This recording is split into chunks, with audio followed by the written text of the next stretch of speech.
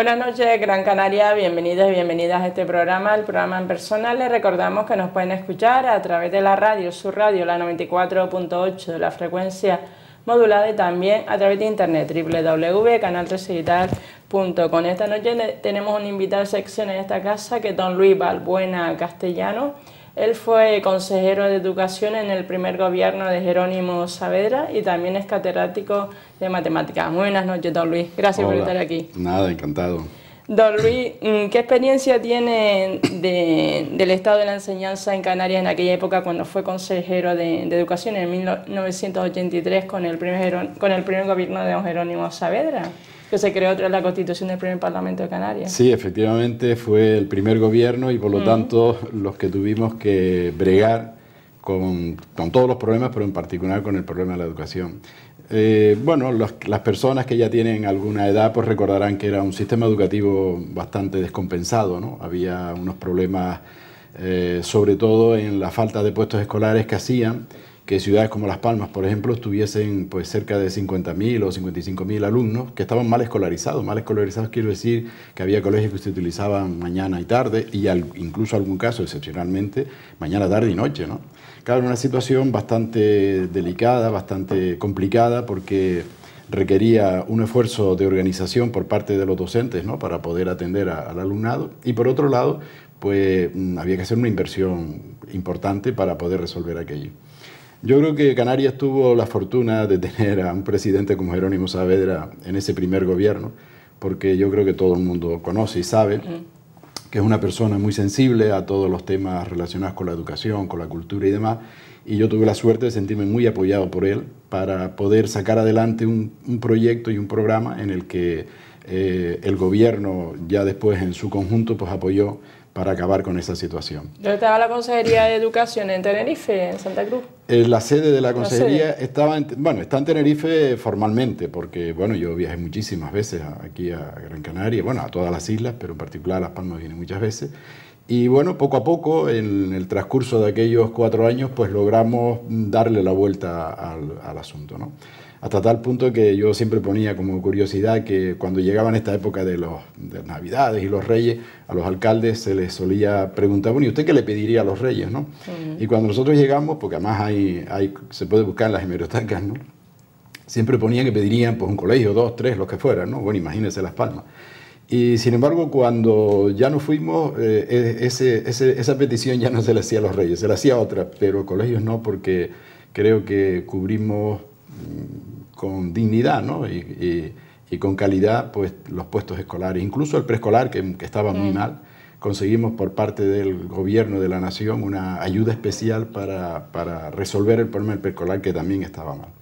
Aparte de eso, pues hubo una política de fomento del trabajo innovador por parte del profesorado, en fin, se hizo una política de personal de la mano de Cristóbal García Rosario extraordinaria para poder controlar y poder organizar todo aquel personal que teníamos. ¿Llegaba la enseñanza a todo, una enseñanza pública? Pues yo creo que sí, yo creo que lo conseguimos, y además impulsamos y tratamos de potenciar la enseñanza en los lugares. En fin, a nadie se le oculta que era un gobierno socialista y que por tanto teníamos que luchar contra las tremendas desigualdades que había en esta comunidad. Yo creo que, hombre, no lo conseguimos todo, porque en educación siempre hay problemas y siempre hay cosas que resolver. Yo creo que afortunadamente, ¿no? Pero yo creo que sí se dio un paso adelante importante, ¿no? Potenciamos la escuela unitaria, que era una escuela también como muy abandonada, y era justamente donde viven las personas que sufren más esa desigualdad. Yo creo que se hizo un trabajo interesante y bueno, en fin, hicimos lo que pudimos con los medios que se pusieron en nuestras manos. Y sin ordenador en aquella época. Y sin ordenador, sí, efectivamente. ¿Esas reuniones cómo se hacían? ¿A mano? ¿Todo era a mano? Llegó un descubrimiento, un día me dicen, qué curioso, hay que ver cómo cambian las cosas. Un día me dicen, mira, hay un aparato que ha llegado que si tú escribes aquí una cosa, la podemos hacer llegar a Las Palmas tal y como la has escrito. Eso es imposible.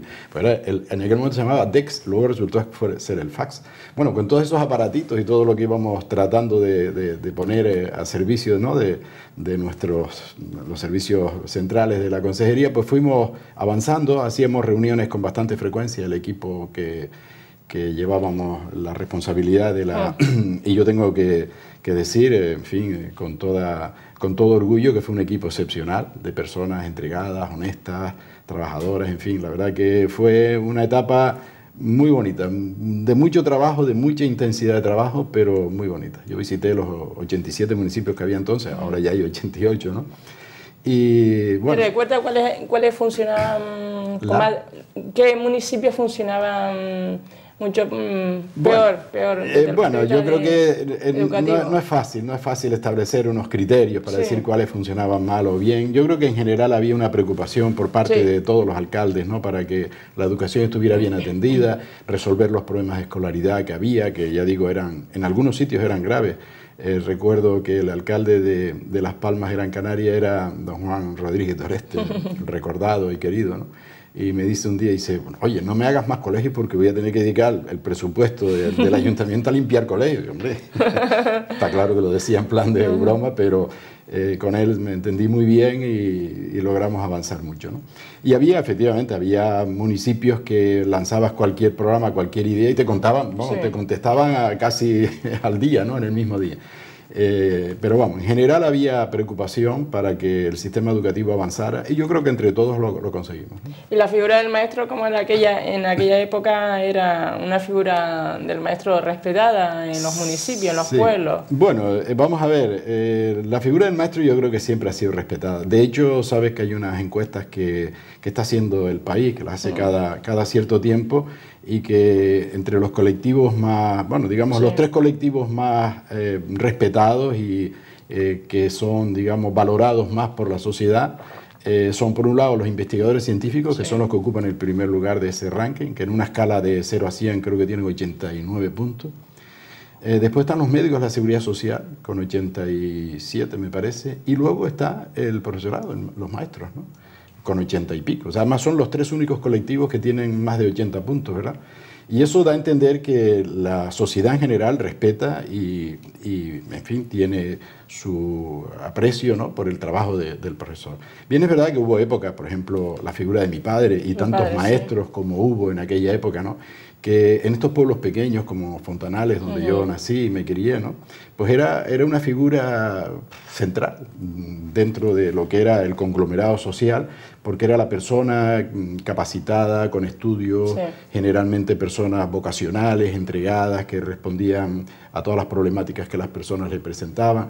Entonces, claro, esa era una figura indudablemente, yo creo que distinta a lo que es hoy la figura del maestro. No quiere decir que hoy el maestro no lo haga, pero no es lo mismo que hay un colegio de 8 unidades, de 10 unidades, a que hubiese un único maestro, ¿no? Y entonces, pues era el maestro o la maestra, ¿no? Porque el maestro para los niños. Exactamente, estaban separados. Y aquí en Canarias pues tenemos figuras venerables del estilo de mi padre, muchísimas, como te puedes imaginar, ¿no? Luego ya la cosa ha cambiado, decir hoy los maestros, los profesores, pues tenemos centros mucho más... Mi padre daba clase en un cuartucho, ¿no? Lo que yo recuerdo de niño, aquello era un cuartucho, eso lo pones hoy en manos de un maestro y bueno, sale corriendo. Y lo visitaba, ¿no? Mucho una inspectora, para hacer... Iba una vez o 2 veces al año, y aquel día era, cuidado que viene la inspectora, en fin. Lo cual no es malo, no lo estoy diciendo. Y le daban una nota negativo. Excelente a su padre por las condiciones. Sí, le daban lo que llamaban un voto de gracia. Un voto de gracia. Sí, yo conservo, además lo tengo como una especie de joya de corona, el cuaderno de donde están recogidas las visitas de la inspección a mi padre, y son auténticas joyas. Decía, en un salón incapaz, con esta misma palabra, en un salón incapaz de 20, 25 metros cuadrados, hay 50 niños, ¿no? O sea y sin embargo hay orden, hay disciplina, los niños saben contestar a mis preguntas. Claro, cuando uno lee esas cosas que se te ponen los vellos de punta, ¿no? Sí. Bueno, el caso es que la situación, lógicamente, ha cambiado. Yo no sé si para mejor o para peor, yo creo que para mejor, en el sentido de que hoy los maestros, los profesores, pues disponen de colegios en mejores condiciones. Más recursos didácticos. Más recursos, el alumnado también tiene más recursos, las familias también, hay un grado de preocupación que a lo mejor en aquella época era menor, en fin. Y bueno, las cosas pues han tenido, bueno, decían, Pedro Hernández contaba de un sitio, de un pueblo donde él estuvo y le preguntaban, ¿y tú cuando seas mayor qué quieres ser? Y fíjate la respuesta, y dice, yo quiero ser una persona de fundamento. O sea, que le daba igual que ser médico, da personas de fundamento, lo cual me parece a mí que era una idiosincrasia que había, ¿no? Sí, antes el tema del maestro, o sea, antes estudiaba magisterio, la carrera, y tenías trabajo en muchos pueblos aquí de Gran Canaria, La Aldea, o Moya, o cualquier municipio. Todo el mundo estudiaba magisterio, iba aquí a opositar o examinarse, y realmente después empezabas a trabajar, don Luis, y eso no ocurre hoy en día. Bueno, vamos a ver, efectivamente, en fin, no es ninguna novedad que estamos en una situación complicada, ¿no? Situación complicada porque efectivamente antes hacer una carrera era una especie de garantía de que ibas a conseguir trabajo y además siempre, casi siempre, ¿no? Un trabajo de calidad. Pero hoy eso no está totalmente garantizado. Bien es verdad que hay que formarse, bien es verdad que hay que estudiar, que hay que hacer una carrera, que hay que tener una titulación. Y yo creo que uno de los problemas quizás más graves que hemos tenido en nuestra comunidad, visto ahora ya con cierta perspectiva, es no haber exigido titulación cada vez que se iba en busca de un trabajo. Es decir, hubo una época, bueno, está en la mente de todos, donde bueno, los chiquitos estaban en las escuelas hasta que legalmente tenían que estar, pero luego sin ningún tipo de titulación y sin ningún tipo de preparación, se lanzaban al mundo del trabajo que conseguían además con cierta facilidad, a veces hasta ganando bastante dinero, pero sin formación. ¿Qué ha pasado? Pues que ahora es necesario formarse para poder aspirar a un trabajo, ¿no? Y entonces nos encontramos ahora con unas bolsas tremendas de personas que no, en fin, que no hicieron yo iba a decir ese esfuerzo, pero no lo hicieron porque no le era necesario. Bien es verdad que también muchos de ellos están ahora volviendo a las aulas a tratar de conseguir esa titulación que en su momento, por las razones que muchas veces hasta son ajenas a su voluntad, ¿no? Familias que necesitaban que los chicos y las chicas trabajaran, en fin. En definitiva, que es necesario, yo creo que una de las cosas que deben imponerse es que no se pueda aspirar a ningún puesto de trabajo sin titulación, que sea obligatorio exigir titulación. Y la prueba está en que en otras comunidades donde los sistemas económicos pues están basados en el conocimiento, como puede ser el País Vasco, por ejemplo, ¿no? Las tasas de paro del País Vasco son muy distintas a las de Canarias. ¿Y por qué? Caramba, qué cosa más rara, ¿no? No es que ellos sean mejores ni peores, sino simplemente que allí para conseguir trabajo tienes que tenerlo porque el trabajo es de otro estilo, ¿no? Entonces, por un lado, la economía debería diversificarse un poco más y no basarlo en lo que se ha basado hasta ahora, y por otro lado, exigir titulaciones, ¿no? ¿Usted cuando estudió había oposición en aquella época? Y tanto. Opositor en Madrid. Oposiciones. Yo estuve un mes y medio de oposición en Madrid, además, sí, porque no había, lógicamente, no había comunidades autónomas todavía, ¿no? Hice la oposición en Madrid, cuando fue en el 74, me parece que fue, 1974. Y entonces, bueno, pues tuve que estar un mes y medio haciendo la oposición de cátedra de instituto, que eran 5 exámenes, además eliminatorios, o sea que si suspendías el tercero tenías que irte para tu casa y a la vez siguiente es como si no hubieras hecho nada y cosas por el estilo, ¿no? Pero bueno, el caso es que saqué mi oposición y luego, bueno, pues las distintas comunidades autónomas ya trajeron esos temas y esas decisiones a las comunidades y bueno. Y hoy es más complicado. El problema está en que hay, no, o sea, se convocan, pero se convocan pocas plazas porque la crisis nos tiene a todos atenazados, ¿no? Y bien es verdad que en Canarias, en fin, dentro de lo que es el esfuerzo que se ha hecho para tratar de reducir, se ha reducido, pero yo creo que se ha tratado de conseguir que no sea tan drástico como en otros lugares, ¿no? Y bueno, de todas maneras, espero que la situación, como dicen algunos, mejores y que podamos, que todos estos chicos y chicas que tienen ahí su titulación pues puedan aspirar a desarrollar su vocación, ¿no? ¿Cómo ve hoy el papel de la familia en la vida escolar, don Luis, y el papel de los AMPA? Vamos a ver, yo creo que las familias tienen un papel importante que hacer en la educación de los hijos y eso es una cosa que todo el mundo admite casi como un axioma, ¿no? Nadie lo duda. Lo que ocurre es que muchas veces, digamos, por razones variadas, que no tengo yo por qué criticar a nadie, pues cuando se hacen llamadas desde centros y demás, pues cuesta, se piensa muchas veces que al tener una formación no muy amplia no se puede ayudar a los chicos en las casas y eso no es verdad, eso no es cierto. O sea, solamente con hablar con el hijo, preguntarle cómo le va, que incluso le explique, bueno, ¿y qué has hecho hoy en clase? Aunque no entienda incluso lo que le diga, aunque no lo entienda, ya eso es muy importante. Todo ese tipo de detalles, todo ese tipo de refuerzos, ¿no? Entonces, vamos, yo soy de los convencidos de que la familia y además me consta que las AMPAs hacen unos esfuerzos importantes, ¿no?, para mentalizar a todas las familias de cuál es su papel en el tema educativo, ¿no? Yo te podría contar el caso de la escuela de Fontanales, ¿no?, donde la maestra ha conseguido que las familias participen en la vida escolar, pero incluso hasta en el desarrollo de proyectos, ¿no? Cada año, a principios de curso, se lanza una idea, un proyecto, en fin, un tema sobre el que trabajar, y a lo largo del curso, las maestras, ¿no?, está Lorena Benítez, que es una gran profesional, y todas las familias, sus padres, sus madres, sus tíos, los mismos, en fin, los estudiantes y demás, pues trabajan en torno a ese tema que presentan al final de curso y que la verdad que presentan auténticas maravillas, ¿no? Entonces hemos trabajado sobre distintos temas muy variados, ¿no? Empezamos con temas de astronomía, hicimos relojes de sol, hicimos un zodíaco, en fin, lo que significa el zodíaco en el cielo, representaciones gráficas y manuales del zodíaco, una rosa de los vientos. Entonces, teniendo en cuenta que mi pueblo es un pueblo donde abundan carpinteros y gente muy mañosa en el trabajo de la madera, pues te puedes imaginar que hacen auténticas maravillas. ¿Y competitividad? No. Intentamos que no sea competitivo. Cada familia sabemos que hace el esfuerzo por hacerlo, y además el jurado lo que hace es destacar lo bonito de cada uno de los trabajos, porque unos son bonitos por la decoración es bonita, otros porque lograron hacer con cierto rigor ciertas cosas, y entonces en casi todos, bueno, yo diría que en todos los trabajos hay algún detalle siempre que destacar, ¿no? Entonces hemos evitado la competitividad porque no merece la pena, no se trata de un concurso para ir después. ¿Y desde cuándo se está haciendo este? Pues me parece que este año es la octava o novena edición es este año, no recuerdo ahora exactamente el número, pero llevamos ya Está consolidado, entonces. Sí, un tiempito, y ya a principios de curso se espera con cierto, porque yo procuro mantenerlo en secreto, que nadie sepa nada. La única, claro, Lorena sí que lo sabe, ¿no? Pero sí. Entonces vengo un día, le explico a los niños y a las niñas cuál es el trabajo y qué vamos a hacer, y luego me quedo por las tardes, me reúno con los padres y madres que suelen venir, casi todos, ¿no? Y también les explico la idea, ¿no?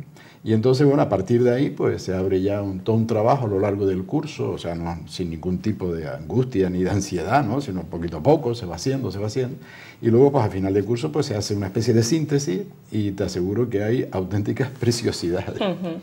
Otro tema, don Luis, ¿cuál es el papel en el aula del docente hoy en día? ¿Debe ser un policía, el coleguita? De su labor profesional, ¿cómo era usted como docente? El papel del docente es el papel de maestro.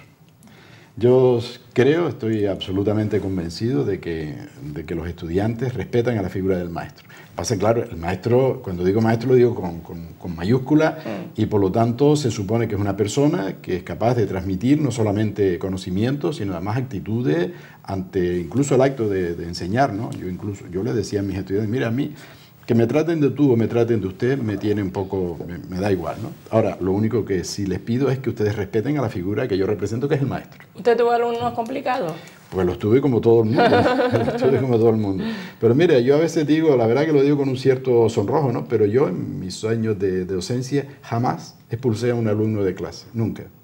Nunca, por muy rebelde que fuera, por muchos problemas que tuviera, siempre intenté comprenderlo, hablar con él, tráemelo al huerto, que es lo que se dice así en Román Paladino, ¿no? Y la verdad es que, en fin, creo que el maestro, o sea, el profesor tiene que ser maestro, y con eso yo creo que no hace falta, para la disciplina, con esa actitud no se necesitan látigos. Eso no quiere decir que un día no haya un alumno que, por razones muy variadas, que muchas veces los alumnos más son más que culpables, son víctimas de ciertas situaciones familiares, ciertas situaciones personales, en fin, y por lo tanto nosotros tenemos, además los chicos en esas edades suelen estar con unas complicaciones psicológicas que nosotros tenemos la obligación de comprender. No quiere decir que yo tenga que ser psicólogo, ¿no? Pero sí comprender que están en una situación complicada y que por lo tanto tengo que hacer el esfuerzo de entenderlo, ayudarle, motivarle, etcétera, etcétera, ¿no? Entonces, yo insisto, para mí muchos de los problemas que se suelen decir, ¿no?, de disciplina pasan porque el profesor tiene que ser maestro. Y hoy en día se enseña bien las matemáticas, se debe cambiar los contenidos, la metodología, don Luis, que usted tiene muchísimo que decir. Bueno, este es un problema a veces cuando me dicen, no, es que los niños, voy a Ecuador, no es que los niños son, no sé, porro, voy a Perú, no es que los niños no saben matemáticas, voy a Bolivia. Digo, mire, el problema de la matemática es universal, no es un problema local de un sitio. La matemática tiene en fin, lo voy a decir muy brevemente para no enrollarme con ese tema, que efectivamente ha sido un poco el hilo conductor de mi carrera docente, ¿no? Pero en fin, la matemática tiene una connotación que pocas disciplinas tienen, y es que las matemáticas es un edificio que se construye, ¿no? Un edificio que se va construyendo. Desde que el niño va a preescolar y se le enseñan las primeras ideas, los primeros conceptos, ya el niño empieza a construir ese edificio, está poniendo los cimientos. Entonces, si los conceptos, las ideas, los algoritmos, las cosas que se le explican, pues no están bien consolidadas y el niño las entiende bien, las razona bien, ese edificio, con una piedra mal colocada, en algún momento siente... Es más, en fin, los trabajos que hacen psicólogos, psicopedagogos en torno a las cosas que les gustan a los niños cuando son pequeños, generalmente la parte matemática, la parte de razonamiento les gusta, es la más que les gusta. ¿Cuándo empiezan los problemas? Pues hablando así en términos un poco caricaturescos, el problema empieza cuando un día un maestro o una maestra llega y le dice, mire, como ya tú sabes, pues tal, y resulta que eso que él debe saber no lo sabe. Y ahí es donde empiezan ya las desmoralizaciones, en un porcentaje, no digo en todos, ¿no?, pero en un porcentaje notable de estudiantes. Y cuando uno, en fin, yo lo cogía a los estudiantes en enseñanza media, y entonces yo observaba como muchas veces la falta de base era lo que producía ese desánimo. ¿Qué hacía? Pues cuando yo empezaba un tema, primero le dedicaba una clase a repasar todos los conceptos previos que él debía saber. Y claro, los que tienen interés inmediatamente los repasan, los aprenden cuando no lo sabían, y eso hace que después eso es como una especie de lubricante que hace que después la explicación del tema sea mucho más ágil, más comprensible por parte de ellos y haya menos deserciones, ¿no?, menos angustia por parte del estudiante, ¿no? Por lo tanto, esa estructura que tiene la asignatura es la que produce muchas veces el desánimo de los estudiantes. Ahora bien, yo creo que la enseñanza de las matemáticas ha cambiado mucho, ¿no? Yo creo que hoy el profesorado tiene muchos más medios, está mucho más concienciado de que hay que buscar nuevas metodologías, nuevos materiales, están todas las nuevas tecnologías. Ahora mismo tienes el software del GeoGebra, del que hay, por cierto, un congreso pronto aquí en Las Palmas, que yo invito al profesorado a que trate de conocerlo para que vea la herramienta tan potente que tiene ahí para poder enseñar y transmitir conocimientos, ¿no?, matemáticos. Por lo tanto, yo creo que yo aprovecho incluso para felicitar a todos los colegas de matemáticas porque sé que se está haciendo un esfuerzo notable para que la enseñanza de las matemáticas cambie. Hemos creado el Día Escolar de las Matemáticas, por ejemplo, en el año 2005 recuerdas que fue el año en el que se celebró el centenario del Quijote, ¿no? Entonces, cada año la Federación Española de Sociedad de Profesores de Matemáticas emite un tema sobre el que trabajar y el profesorado tiene, por tanto, muchos recursos, muchos temas ya sobre los que hacer una enseñanza mucho más significativa, ¿no? En el 2005 fue el Quijote y las Matemáticas, ¿no? ¿Qué libro que usted tiene ahí? Y bueno, y este año, en el 2015, que fue cuando se editó la segunda parte, pues la propia Federación ha publicado, no sé cómo, ha propiciado la publicación de este libro, que se titula Cervantes, Don Quijote y las Matemáticas, y que hace un estudio, un análisis, un ensayo en torno a todas las matemáticas que pueden encontrarse en el Quijote. Obviamente el Quijote no es un libro de matemáticas ni de ciencia en general, pero Cervantes, como le digo yo a los estudiantes en términos muy actuales, Cervantes debe tener un disco duro muy potente, porque cosa que le llegaba, cosa que quedaba ahí. Y entonces en el Quijote se reflejan muchas de las cosas que Cervantes aprendió, ¿no?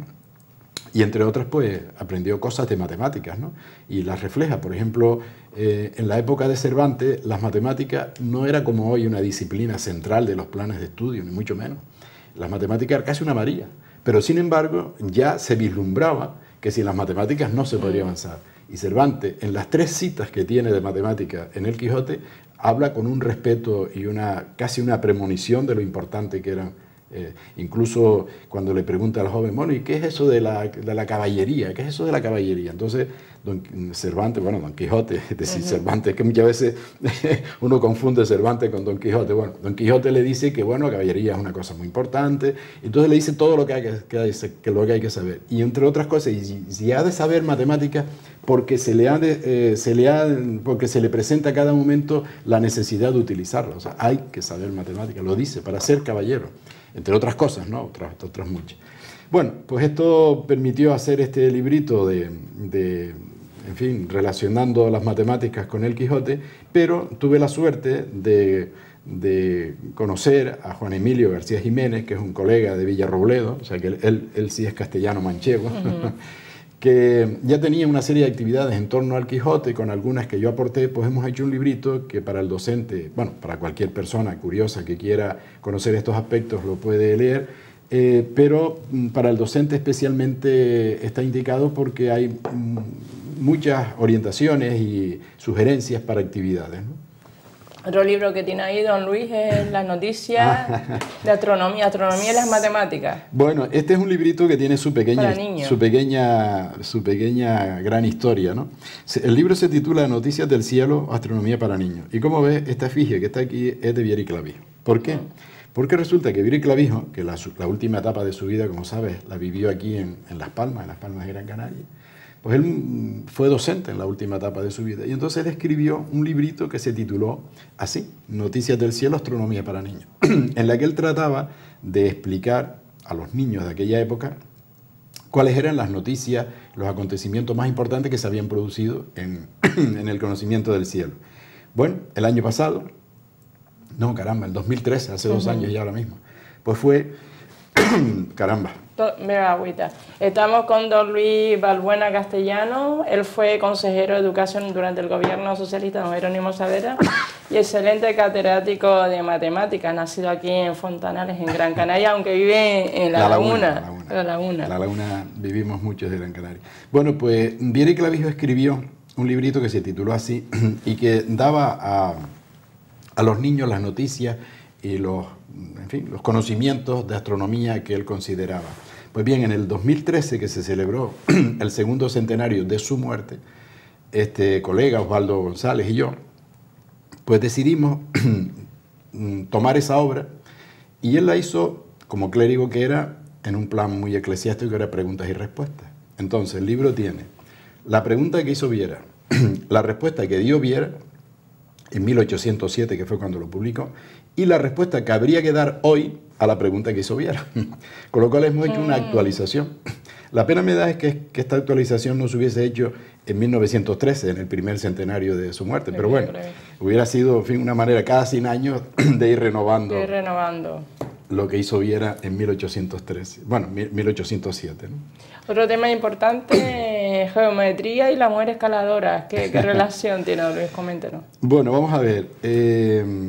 Los calados canarios es una artesanía, yo creo que muy querida y muy apreciada por todos, ¿no? Porque además traen muchas connotaciones de nuestras abuelas y de todo lo que hemos visto toda la vida, ¿no? Y las personas que se dedican a hacer esa artesanía, que ya hoy son personas mayores, aunque se está haciendo un esfuerzo tremendo para que los jóvenes las aprendan también. Esas personas cuando trabajan haciendo un calado, están utilizando geometría. Ellos no lo saben, pero están utilizando geometría además de una cierta altura, no es una geometría sencilla.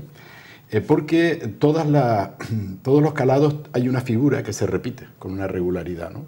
Y esa figura siempre responde a unos cánones matemáticos que están relacionados con la simetría, con las traslaciones, etc., ¿no? Entonces nosotros lo que hicimos con un grupo de estudiantes en el instituto fue fotografiar muchos modelos de calado y luego hacer un estudio geométrico o el estudio de la geometría que hay detrás de esos calados, ¿no? Y entonces resulta que, aquí tienes el resumen, digamos, la síntesis, no sé si esto se verá bien, pero en fin, aquí están 7 modelos de calado, porque todos los calados que se hagan responden a uno de estos 7 modelos geométricos. Es decir, hay 7 modelos de friso y todos los calados, sea el que sea, responde a uno de estos 7. Entonces nosotros lo que hicimos fue pues, hacer una clasificación de los calados en función de los modelos de frisos geométricos. Con una curiosidad, y es que hay un modelo, que es este que se ve aquí, el segundo, en el que de los 60 y pico modelos diferentes que encontramos, no había ninguno que respondiera a este modelo geométrico. Y entonces hablamos con una caladora, doña Juana Mesa, una caladora de allí de la Orotava, le planteamos el problema y ella nos seguía perfectamente el razonamiento que le hacíamos, pese a que sus conocimientos matemáticos obviamente eran muy bajos, pero nos entendió perfectamente y entonces nos hizo un calado, y después ella ha hecho otro, que responde a ese modelo geométrico. Con lo cual podemos decir que los calados canarios responden a los 7 modelos de frisos geométricos. O sea, muy bien, interesante. Sí, luego resultó que cuando fui a Paraguay, en una de las ocasiones que fui a dar un curso, los colegas de allí me decían que por qué no hacía, ya conocían esta obra, que por qué no hacía un estudio de las matemáticas del ñandutí. El ñandutí es una artesanía también muy querida en Paraguay, incluso casi diría que es una especie de icono nacional, ¿no? Y bueno, pues al principio no le di así demasiada, bueno, pues sí, lo haré, pero un día cogí un libro de artesanía de una señora que suelo yo decir que era canaria y no había nacido en ninguna isla, con lo cual todo el mundo se queda sorprendido. ¿Cómo va a ser eso? ¿Canaria que no nació en una isla? Pues sí, es canaria y no nació en una isla porque nació en el islote de Lobo. Porque su padre era alfarero del islote de Lobo y allí nació. Y se llamaba, que ya murió hace unos años, se llamaba Josefina Pla. Hizo un libro sobre la artesanía paraguaya y cuando habla del ñandutí hay una leyenda muy bonita, el joven enamorado que quiere hacer un regalo y ve un día una tela de araña llena de esas gotitas de rocío, ¿no? Iluminada por el sol, y claro, cuando la fue a coger, claro, aquello se le destruyó, entonces llega a su casa taciturno, triste, la madre le preguntó ¿qué te pasa?, le contó lo que le pasaba, y entonces la madre, decía la leyenda esa guaraní, pues estuvo toda la noche pensando cómo resolver el problema de su hijo y empezó con unos hilos y tal igual, y por la mañana le entregó el ñandutí, ¿no? Ñandutí significa tela de araña, es una palabra guaraní que significa tela de araña, sí. Total que eso lo tiene la señora esta en el libro, digamos, escrito por este lado, pero cuando uno pasa la hoja y lee arriba, dice, bueno, esto es lo que dice la leyenda guaraní, pero realmente el ñandutí procede de los bordados de Tenerife, dicho así. Claro, yo cuando leí aquello en Paraguay, ahí en Asunción, digo, ¿esto qué es? Total que compré modelos, me los traje a Tenerife, con esta doña Juana Mesa le conté el caso, y ella mientras lo veía hacía que no con la cabeza. Y yo decía, ella me engañó la Josefina Pla, ¿no? La señora esta me engañó. Total que cuando termina me dice, no, es que esto no son los bordados de Tenerife, estos son las rosetas de Vilaflor. Estos son rosetas de Vilaflor. Y efectivamente, pedí datos de una rosetera fantástica que hay allí. Me fui a dar con ella y efectivamente los modelos son muy parecidos. Bueno, aquello me estimuló a escribir ese librito y entonces hice un librito que creo que además se publicó allí en Asunción, se titula El ñandutí y las matemáticas, ¿no? Don Luis, ¿qué relación tiene usted con Latinoamérica? ¿Paraguay? ¿Va mucho a Sí, bueno, Perú, yo tuve la suerte que la Federación Española de Sociedades... Argentina, Uruguay... Exacto, sí, están todos. Me nombraron vocal para las relaciones con Iberoamérica. Cuando dejé la Secretaría General de la Federación, pues en fin, los compañeros me nombraron con esa vocalía. Y a partir de ahí pues ya entablé una relación con todas estas repúblicas, con los colegas que empezaron a crearse sociedades en distintos lugares, hasta tal punto que esas sociedades fueron, en fin, haciéndose fuertes, y en el año 2003, también aquí en Canarias, en el Puerto de la Cruz, se creó la Federación Iberoamericana de Sociedades de Educación Matemática, que en estos momentos debe tener del orden de 60 o 70 mil afiliados, ¿no? Y bueno, eso hace que la educación matemática, digamos, esté haciendo ese esfuerzo que yo comentaba antes para que el alumnado acceda al conocimiento matemático de una manera más sencilla, ¿no? Tenemos una revista que se llama Unión, que tiene ya centenares de miles de bajadas, de visitas. Hemos hecho ya un curso de didáctica de las matemáticas con Paraguay, propiciado por el Ministerio de Educación. Estamos haciendo otro ahora mismo con Ecuador. Va a empezarse otro con República Dominicana. Y todo eso en general ha nacido casi en Canarias, ¿no? Quiero decir, pues muchas veces, yo le decía una vez al presidente, hombre, nosotros no tenemos magnesio ni pirita, ¿no? Pero tenemos materia gris, ¿no? Y nos dedicamos a exportar materia gris. ¿Y hay similitudes entre la enseñanza de las matemáticas en esos países y en España? Vamos a ver, no, bueno, sí y no. Es decir, la matemática es un concepto, es una idea universal, hasta tal punto que en todos los planes de estudio de todos los países del mundo hay matemáticas. Lo que ocurre es que los niveles no son exactamente los mismos. Y por otro lado, lo que es más, en fin, más preocupante y más fastidioso es que las condiciones tampoco son las mismas, ¿no? Es decir, un profesor en la mayor parte de los países estos iberoamericanos tiene que trabajar a veces 40, 50 horas semanales, ¿no? Para poder, en fin, vivir. Sí. Y esto hace que su esfuerzo pues sea enorme, y a pesar de todo acuden a cursos, acuden a conferencias. La verdad que es admirable, yo se lo he dicho muchas veces, hay que seguir, hay que resistir, porque esto tiene que cambiar. Es decir, los gobiernos tienen que darse cuenta que si no se fomenta la educación y no consiguen que su pueblo adquiera una educación de calidad, pues no pueden avanzar. Y de hecho, por ejemplo, el esfuerzo que se está haciendo en Ecuador, yo creo que es un esfuerzo notable, ¿no? Quizá lo conocemos poco, pero allí se está haciendo un esfuerzo notable para que la educación esté empezando a llegar con calidad y que, en fin, que la figura del maestro pues tenga las condiciones. ¿Y la cultura del esfuerzo, don Luis, perdón le interrumpe, esos adolescentes, sí que lo hay, alumnos? Sí que lo hay, sí que lo hay. Hay los mismos problemas que en todos lados. El profesor tiene que buscar medios para estimular, para hacer que el conocimiento pues llegue de la manera mejor, a través de estrategias, de metodologías, en fin, de recursos, etcétera. Pero yo creo que sí, por lo menos lo que yo observo es que hay una disciplina y hay... Lo que ocurre, claro, lo que te decía, ¿no? El esfuerzo que tienen que hacer es enorme, ¿no? Don Luis, la mujer y la ciencia. Ha habido matemáticas, hay pocos premios Nobel de economía que sean mujeres, por regla general siempre son hombres. Bueno, yo he tenido la suerte de trabajar en Radio ECA, que es una emisora querida, que por cierto está celebrando sus 50 años, y hay que aprovechar todos los momentos para alabar el trabajo que ha hecho, ¿no? Tan extraordinario. Pues ellos, en fin, apostaron por un poco la divulgación de la ciencia, que es poco corriente en radio, porque en radio se habla de muchos temas, pero la ciencia en general y las matemáticas en particular, muy poco, ¿no? El caso es que hicimos un programa que se titula así, La mujer y la ciencia, tal y como lo has dicho, ¿no? Y lo que hicimos fue hacer una entrevista, porque claro, uno puede coger un libro y decir, fulanita, no sé qué, nació en tal sitio, no. En lugar de hacerlo así, lo hicimos en plan entrevista, ¿no? Es decir, preparamos un guión.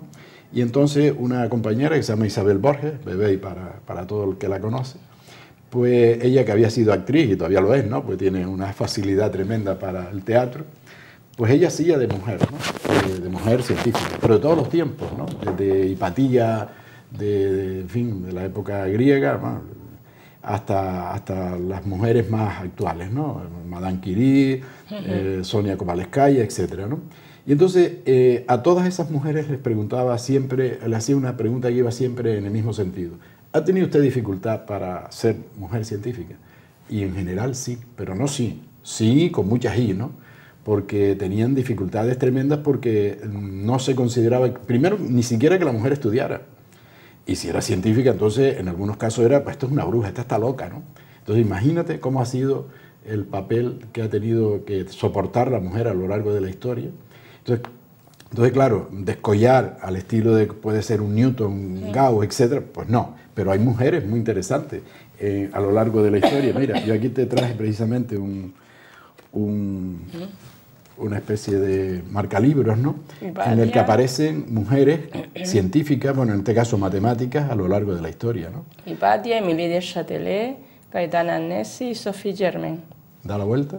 Damos la vuelta y vemos a Ada Lovelace, Sonia Kovalevskaya, Emma Noet y Emma Castelnuovo. ¿Sí? Esta Emma Castelnuovo murió hace muy poco, vivió casi 100 años. Es una italiana que hizo un trabajo extraordinario en el campo de la didáctica de las matemáticas.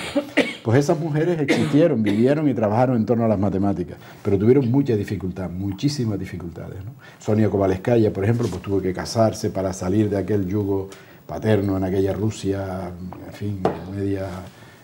yo qué sé, no sé qué calificativo darle, pero en fin, tuvo que casarse, salir de Rusia para poder desarrollar sus capacidades, que además eran extraordinarias. Fue la primera mujer catedrática de matemáticas, ¿no? Y es una cosa que yo cuando analizo eso, la verdad que se le pone a uno mal cuerpo, porque hay que ver lo que nos hemos perdido con que la mujer no haya tenido un acceso fácil a la ciencia a lo largo de la historia, ¿no? Y ya para finalizar, don Luis, ¿qué proyecto tiene entre manos? Muchísimo, porque usted está todo el día, o entre Fontanales, La Laguna y Latinoamérica. Bueno, vamos a ver. El día 20 de diciembre del año pasado, los compañeros me han elegido de nuevo presidente de la Sociedad de Profesores en Matemáticas, ¿no?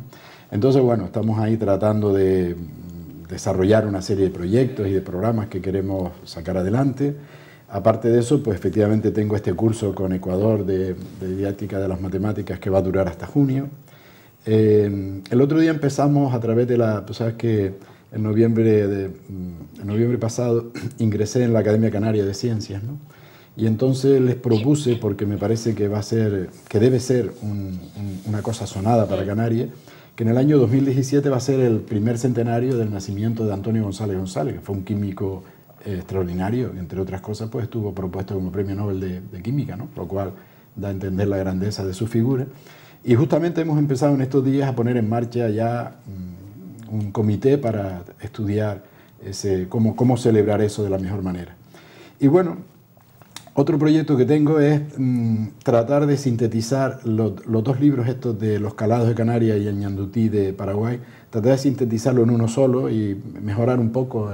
Pues claro, siempre cuando uno hace algo al final, pues ves cosas que las puedes mejorar. Y estoy ahora tratando de verla. Y en fin, ahí estoy enredado. Tenemos la Casa Museo de la Matemática Educativa en La Laguna, a la que están acudiendo ya alumnos por centenares, ¿no? Y bueno, proyectillos no me faltan. Y también está los concejales del Partido Socialista Moya también con usted, pues un tema también importantísimo para Fontanales, para Moya, para Gran Canaria y Canarias en general. Bueno, yo la verdad es que les agradezco mucho la iniciativa que han tenido de proponer, primero, que se me haga hijo predilecto de la Villa de Moya, lo cual yo creo que para un moyense es quizá a lo más que puede aspirar, ¿no? Y la verdad que... Y por otro lado, han hecho una campaña para recogida de firmas para la concesión de la medalla de oro de Canarias. Yo lo he dicho y lo repito aquí, bueno, aparte del agradecimiento no solamente a ellos dos, a Daniel y a Sergio por esa iniciativa, también al alcalde, Hipólito Suárez, sí, porque la verdad que ha sido ejemplar, ha conectado conmigo varias veces, ha sido un acuerdo unánime de la corporación. Pero como yo les he dicho ya, yo ya me doy por premiado, ¿no? En el sentido de que salga la medalla o no, a mí me da igual ya, porque, hombre, si sale, por supuesto, bien, ¿no? Pero si no sale es igual, porque han llegado adhesiones de muchos lugares, ¿no? De América, bueno, yo creo que desde México hasta Tierra de Fuego, y eso, bueno, es satisfactorio, ¿no? Y ya, pues, ya por mí, ya estoy premiado. Usted tiene muchísimas distinciones, desde... Bueno, una insignia de oro, medalla Viera y Clavijo, Chevalier a la Orden de Palma de Academia. Esta es la Alfonso X el Sabio. Alfonso X el Sabio, concedida por el Gobierno de España en 1996, publicaciones de libros, y después llevan su nombre también el Departamento de Matemáticas del IES San Juan de la Rambla, de Tenerife, el Colegio Público Manuel Balbuena Pedraza Fontanales, en honor a su padre. Sí. Una aula del IES Cruz Arinaga, la Plaza del Reloj del IES Viera y Clavijo de La Laguna. Bueno, en fin, yo no puedo... Hoy yo no he ido por ella, a mí me la han dado. Realmente también nombramiento de hijo adoptivo de la isla de Tenerife otorgado por el Cabildo de Tenerife en 2009. Muy bonito. Está usted entre Tenerife y Gran Canaria. Bueno, ya uno se afincó allí porque, claro, las condiciones y en fin, las variables con las que uno tiene que batallar a lo largo de la vida, pues me llevaron a Tenerife, ¿no? Y la verdad que muy satisfecho, muy contento. Mis hijos son los tres tinerfeños. Allí pues tengo, en fin, el entorno de amistades, incluso, en fin, mi hermana, en fin. Y el hecho de que me nombraran hijo adoptivo de Tenerife, pues me llenó pues, de mucha satisfacción, ¿no? Yo creo que además es una manera de superar toda esa historia estúpida, ¿no? Del pleito. Del pleito. Me parece eso una cosa ya... Yo iba a decir decimonónica, pero yo creo que eso es prehistórica, ¿no? Sí, hay que abandonar por completo, hay que luchar por la región. Don Luis, ¿qué hace usted en su tiempo libre? Sin ser matemática, Bueno, mujer, me gusta, tengo mis aficiones como todo el mundo, ¿no? Me gusta caminar, me gusta el coleccionismo, ¿no? Colecciono muchas cosas, entonces me entretengo. Tengo una colección de arenas, por ejemplo, de playa, que las analizo con unas lupas binoculares, me entretengo mucho en esa... Porque yo siempre he dicho que de no haber sido matemático hubiese sido geólogo, ¿no? Pero bueno. Matemática. El otro día estaba leyendo en un periódico digital la introducción ¿debería introducirse el ajedrez en las escuelas? Pues sí, sí, sí, yo creo que ese va a ser un porque paso. los rusos no ganan Sí, sí. en esto. No es ya porque nos ganen o nos dejen de ganar por el aspecto competitivo, sino sobre todo por el aspecto formativo. Es decir, sí, ¿no? Sí, porque es un juego que da a los estudiantes o las personas, ¿no?, unas capacidades importantes, ¿no?, de concentración, de saber planificar una estrategia, incluso de compañerismo, ¿no?, de saber ganar, de saber perder, en fin, hay todo. El ajedrez tiene unas connotaciones educativas que la pena es que no se haya hecho antes. Yo creo que fue una cosa que en nuestro paso por la consejería, yo no sé si alguna vez alguien lo planteó, pero ahí cometimos el error de no haberlo hecho, no haber convertido el ajedrez en algo obligatorio, ¿no?, que todos los niños y niñas lo aprendan, porque yo creo que los beneficios... Date cuenta que todavía no se ha inventado la máquina que gane al 100%. Lo cual quiere decir que es un juego... Pues tú dices, bueno, hay otros juegos, hay muchos juegos, sí, pero otros juegos no tienen las características del ajedrez. Por lo tanto, yo me sentí contento cuando escuché eso, ¿no? Me sentí contento porque creo que es un buen paso adelante. Se va a notar. Se va a notar. Don Luis, para finalizar ya, porque finalizamos, tendré que venir otros días a explicarnos más matemáticas. Las matemáticas para el ama de casa las sabe utilizar, ¿no? Porque con poco dinero tienen que hacer equilibrio. ¿Y qué remedio? Equilibrio. ¿Qué recomendaciones nos daría o le daría a aquellas personas que empiezan a estudiar matemáticas, aquellos futuros docentes? ¿Qué recomendaciones usted le daría? Bueno, yo creo que las matemáticas, claro, yo qué voy a decir, ¿no?, pero es una de las carreras más, todas son satisfactorias, ¿no?, pero las matemáticas lo son especialmente porque cuando uno se pone a hacer un problema y terminas por resolverlo, yo pienso que debe ser como la sensación que siente ese artista que ha estado trabajando en una obra durante un tiempo, cómo modelar esto, y al final llega, consigue, ¿no?, y hace esa especie de eureka, ¿no? A los matemáticos nos pasa una cosa parecida, ¿no? O sea que las matemáticas encierran belleza, encierran arte, encierran, en fin, muchas cosas, ¿no? Entonces, desde luego, indudablemente no hay que olvidar lo que dije antes, ¿no? La base es muy importante, ¿no? Y todas las personas que quieran penetrar en las matemáticas, que lo pueden hacer, hoy hay recursos en internet, todos los que se quieran, ¿no?, para intentar entrar en las matemáticas y empezar a explicar el entorno, ¿no? Hablábamos antes de cuál es la figura más abundante en nuestro entorno cotidiano, ¿no? Y es curioso porque pocas personas dicen el rectángulo, y es el rectángulo, dicen el cuadrado, a veces el círculo. Es verdad que el círculo es muy abundante, ¿no?, porque uno se pone a pensar en las ruedas de los coches y ya hay muchos, ¿no? Pero si uno mira aquí alrededor, en esta misma sala en la que nosotros estamos, fíjate todos los que hay, ¿no? En fin. Pues nada, pues muchísimas gracias, don Luis Balbuena Castellano, por estar aquí esta noche en Canal 13 Digital, y a ver si nos visita otro día. Pues cuando tú quieras, encantado. Muy bien, pues muchísimas gracias a don Luis Balbuena Castellano, ex consejero de Educación del Gobierno de Canarias, que fue durante 1983 hasta 1987, y sobre todo un excelente catedrático de matemáticas y sobre todo una excelente persona. Muy buenas noches, Gran Canaria.